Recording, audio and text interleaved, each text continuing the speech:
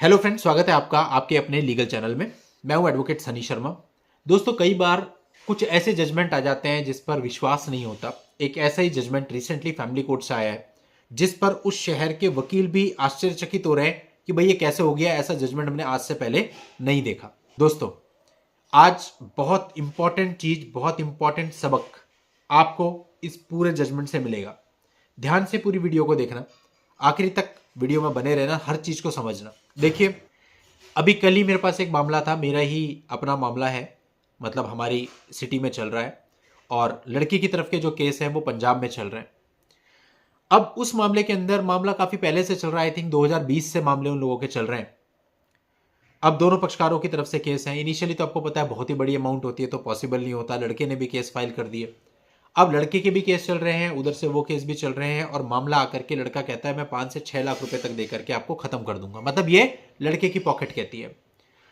लड़की वाले, अब कल डेट थी तो वहां पे ज्यादा डिमांड करने लगे। वो कहते हैं कि भाई हमको तो 12 लाख रुपए चाहिए। लड़का प्राइवेट जॉब में है, उतनी उसकी हैसियत नहीं है, तो कोर्ट ने बोला ठीक है आप बीच में सेटलमेंट कर लो, 9 लाख रुपए तो खत्म करो। अब यहां पे लड़का ये सोच रहा था कि मैं 9 लाख रुपए दूं ना दूं, क्योंकि उसके पास है तो नहीं, उसको 6 भी बड़ी मुश्किल से करने पड़ेंगे और 3 अगर ऊपर से करने पड़े तो पता नहीं कैसे करेगा, बहुत मुश्किल है उसके लिए।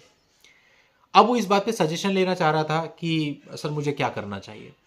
तो मुझे कल ही जानकारी में आया कि उसका 125 में जो ऑर्डर था वहां पे भी उसका एरियर बना हुआ है जो उसने आज तक पे नहीं किया। वो एरियर 3.5 लाख रुपए का है। अब दोस्तों, ये जो 3.5 लाख रुपए का एरियर है ये तो आज ना तो कल देना पड़ेगा। रिकवरी फाइल करेगी, वो अभी तक तो करी नहीं है। आपको थोड़ा थोड़ा करके 2 बार करके 3 बार करके ये 3.5 लाख रुपए तो उसके बिल्कुल चंगे बने हैं कि हाँ जो उसको मिलने ही मिलना है। अब ऐसे में परेशानी तो लड़की को भी हो रही है क्योंकि काफी साल हो गए, मिला आज तक 1 रुपए नहीं। भले बने हुए हैं कागजों में, मिले तो नहीं, तो परेशान तो लड़की भी है।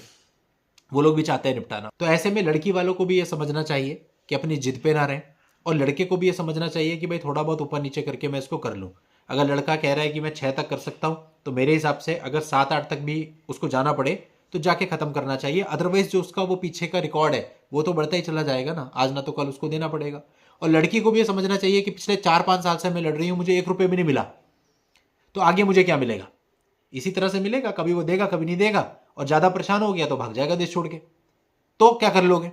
तो इसलिए लड़की को भी सोचना चाहिए कि भाई जो मिल रहा लेकर के निपटा करके अपना सुख की जिंदगी जिए आगे।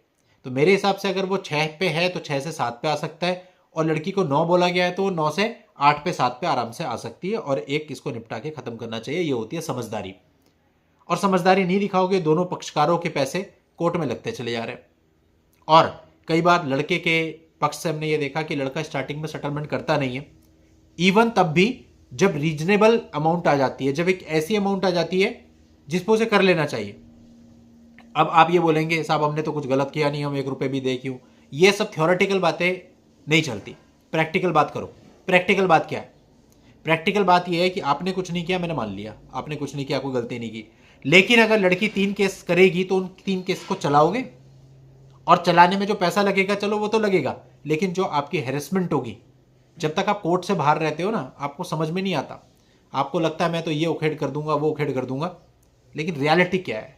जब आप कोर्ट के अंदर जाते हो, एक एक केस चलाना आपको इतना भारी दिखता है कि कैसे करें, और आदमी कानों को हाथ लगाता है कि मैं क्यों कोर्ट के अंदर आ गया। उस परिस्थिति में आओ तब पता चलता है कि रियलिटी क्या है।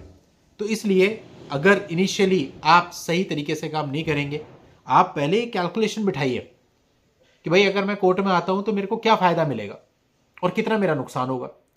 खाली झंडे डंडे वाली बात नहीं करनी है अपने को, जी हम तो आंदोलनकारी बन गए, हम तो 1 रुपये नहीं देंगे। कोर्ट में नहीं चलता।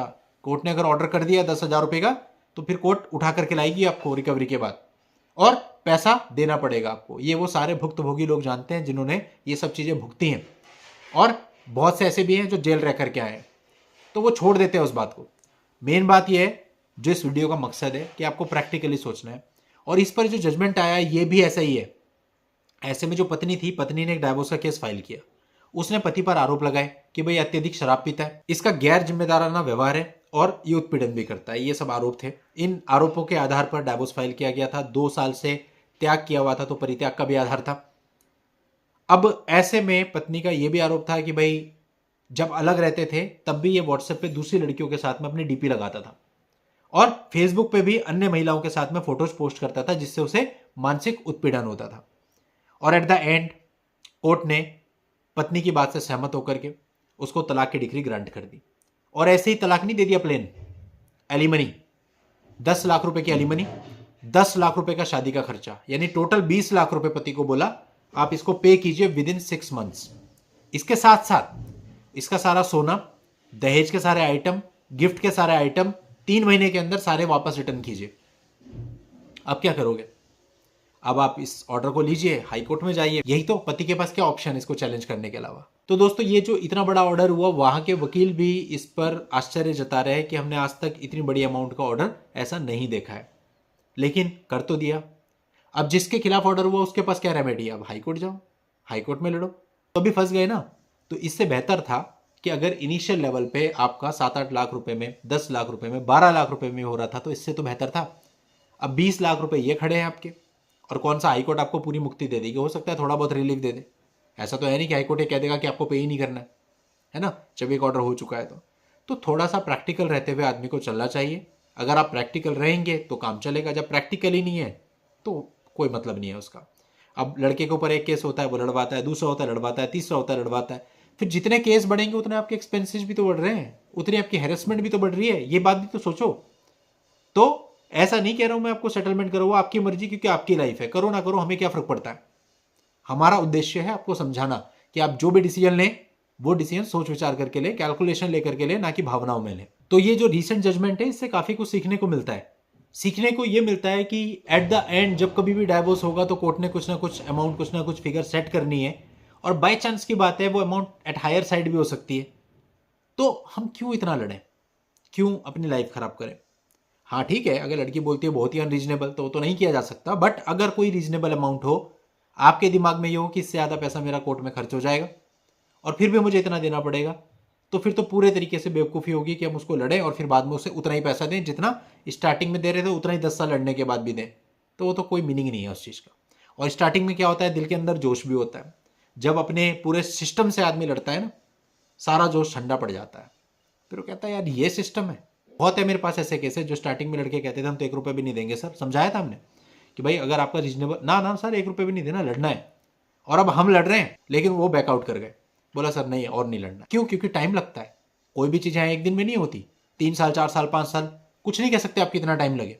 लड़ेंगे, न्याय भी मिल जाएगा, उसको झूठा भी साबित कर देंगे, बट आपको रेडी होना पड़ेगा फिर अपनी लाइफ स्पॉइल करने के लिए, क्योंकि लाइफ स्पॉइल ही कहेंगे अगर 10 साल आपने अपने इसमें दे दिए तो इसलिए अगर कोई मांगता है आपसे 50 लाख दे दो जी, 30 लाख दे दो जी, 1 करोड़ दे दो जी, किसी कीमत पे सेटलमेंट आपको नहीं करना है। और अगर अमाउंट ऐसी होती है जो आपको लगता है कि आपकी इनकम के हिसाब से कोर्ट उससे ज़्यादा बांध देगा, तो थिंक वाइसली। चलिए दोस्तों, आज के इस वीडियो में इतना ही। नेक्स्ट वीडियो में नई जानकारी के साथ मैं आपसे फिर मिलता हूं। तब तक के लिए goodbye and thank you for watching. Take care.